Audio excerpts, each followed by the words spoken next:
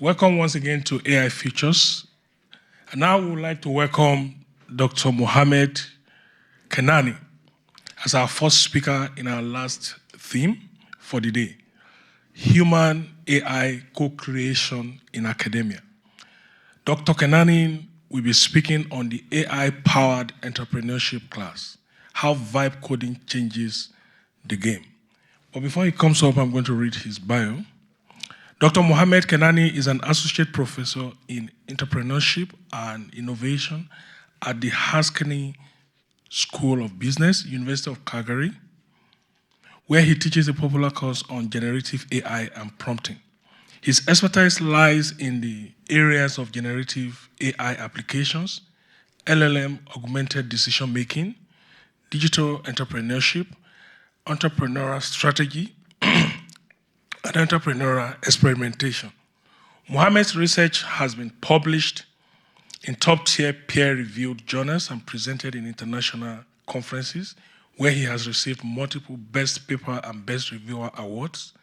He has experience as lab strategist at Creative Destruction Lab Rockies and a David Rockefeller Fellow at the Transliteral Commission. His book, The Generativity Advantage, describes how to leverage distributed innovation in digital platforms. He is co-founder honeybeelogic.com, making AI tools for schools, and developer of tools like helperbat.com, AI-powered document processing, zeptoflow.com, no-code AI tool builder, checkit.so, AI-powered document processing, musebattle.com, an all-literacy game, checkit.so, AI-powered coding and vibe coding, e.g. Replit, and no-code automations, e.g. Lindy.ai. He received his doctorate in strategic management from the Shortledge School of Business, York University in Toronto, Canada, and has MSc in entrepreneurship and BSc in applied mathematics, both from the University of Tehran, Iran, and he blogs at digitvibe.com. Let's welcome Dr. Mohammad.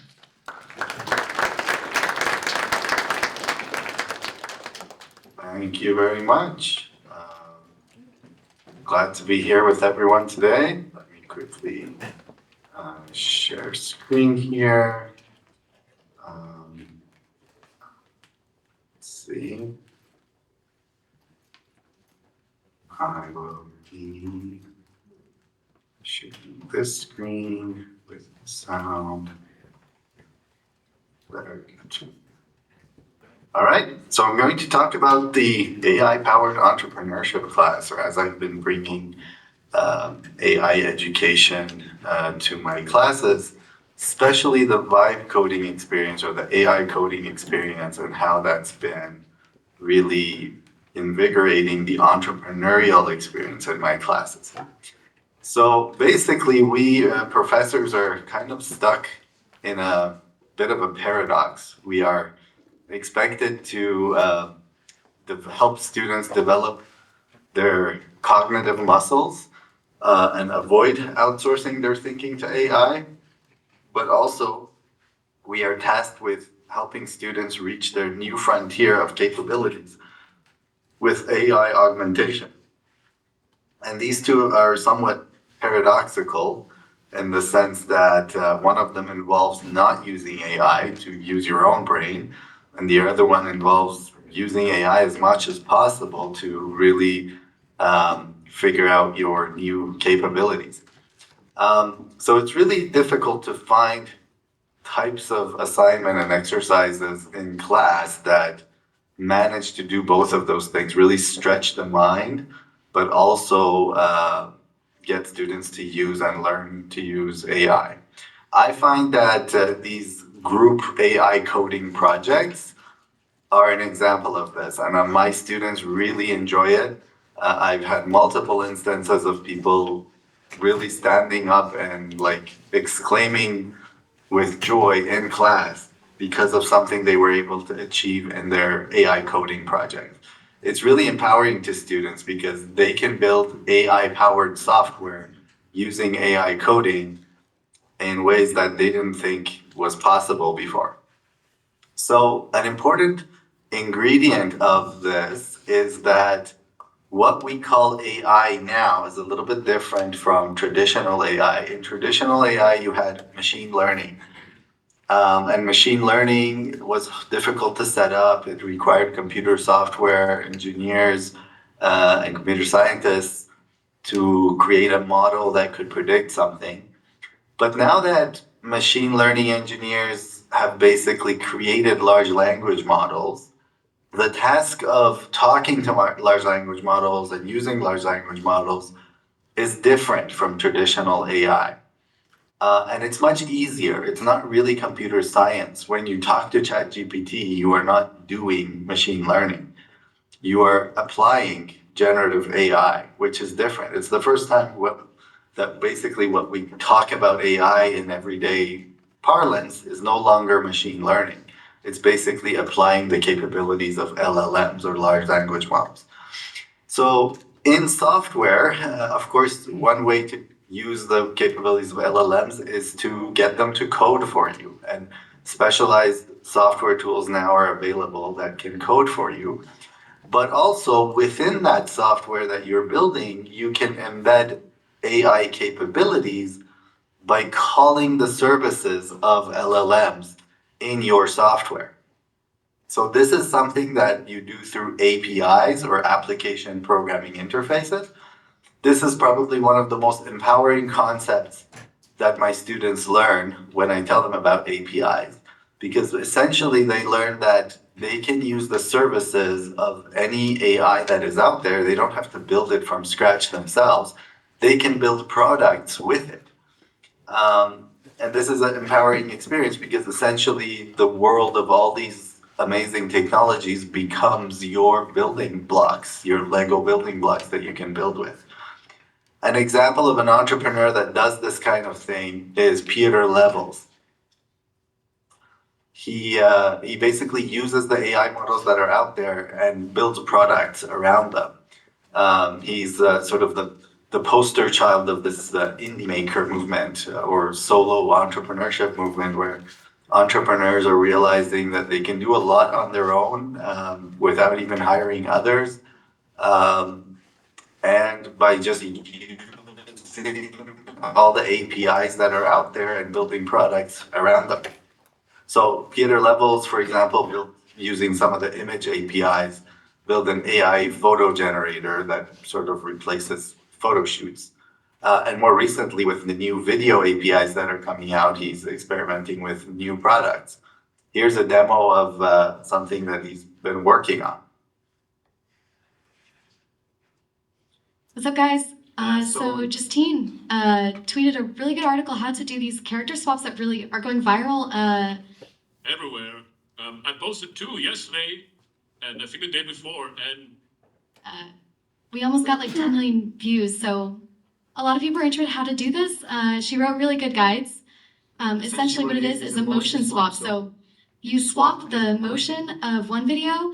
We have a character image of a photo you upload, for example. And those combined create a new video where the motion... Video that the person dancing or talking or whatever, like I'm talking right now, and gets replaced with the character. And there's some different types of these motion swaps that I call it like motion So capture. the point of that is like the sophisticated technologies that are involved in creating that kind of video, he doesn't have to invent those from scratch. He can just use the services of the companies that have done that through their APIs and build products around them. Here's another example. This is the first time that ChatGPT GPT-4V came out and it was able to see images for the first time. So this person just connected a few different APIs together. The API for the GPT-4V, the API for a voice generator through 11 Labs, and just the API for his webcam, like how to connect his webcam to this whole thing. Put a few things together and immediately was able to create a really fun software. Here's a quick demo of what happens when David Attenborough narrates your life. On the left, I'm going to start my camera, which every 5 seconds takes a photo from my webcam. On the right, I'm going to start David Attenborough.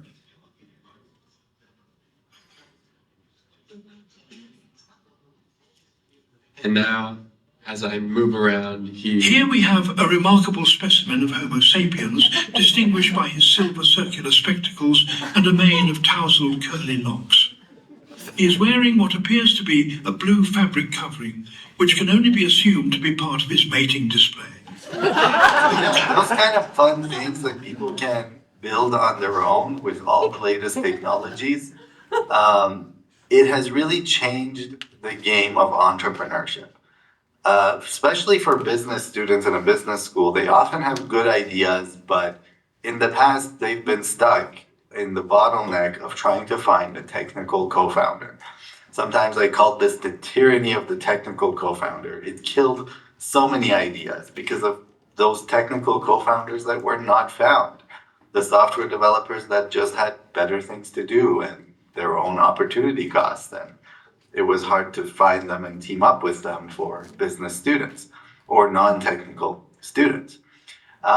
There's memes on the internet about how this idea guy tries to pitch his startup to developers and no one wants to join. It's a common known bottleneck for people who didn't know how to code themselves. But that's changing. The world of AI coding is changing things. This is an example of me building a one-page app with a Claude artifact. It was the first of the major AIs that could create these one-pagers of code and run them right there in the chat environment. But of course, now we have progressed way beyond this, because this is just a one-page piece of code. Now, using tools like Replit, Windsurf, Cursor, Lovable, students are able to work with AI inside essentially IDEs, or the environment that programmers used to work in. And it manages the whole code base for them. And so that creates a whole new environment. When I started AI coding, I used to build like one-page things, just like the example I showed you. This recombuilder.com, a tool to help write reference letters for students. I made this very early on just by copying and pasting code from ChatGPT.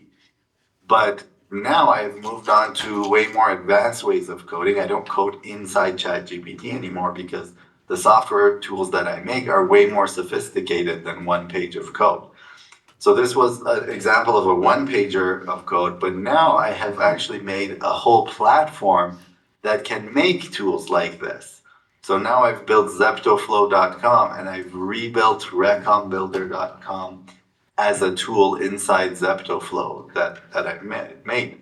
But over the past 2 years, I've moved from making these one-page apps to making entire code bases that can be deployed on the cloud, like ZeptoFlow, like Muse Battle, a game that I made to showcase to students how AI works.